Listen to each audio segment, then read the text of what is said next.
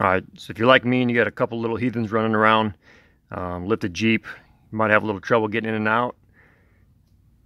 It's a quick and easy way to make some breakaway steps. So really cheap. As you can see here, it just takes a couple, I got 3/6, these are 1/8 cable clamps actually, 1/8. And the cable itself here is vinyl coated 1/8-3/16. So it's got 1/8 cable inside and it's rated at 340 pounds safe working load. So plenty of strength it's got, especially for kids. I weigh between 200 and 210 pounds and I can put all my weight on that and bounce on the Jeep and it doesn't come loose. So all I did was drill a couple holes with a pilot bit. Drill a hole here, about 5/8 of an inch in from the inside edge.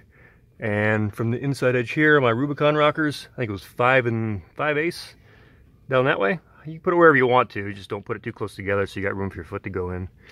And then this one here is just right centered on the support right there. So it's not going to weaken the support, it's just a little hole. That support itself right there anyway is more for lateral stability. So nothing's going to happen to it if you hit a rock or something like that. But yeah, I got them on both sides. They work pretty well. I can show you right here real quick. So you're hanging down. Put my full weight on it. Foot's in. Up we go.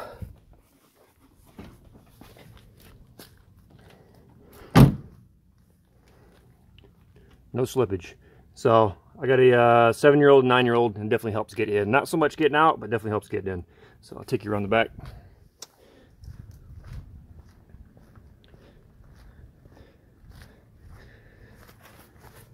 Same thing on the other side.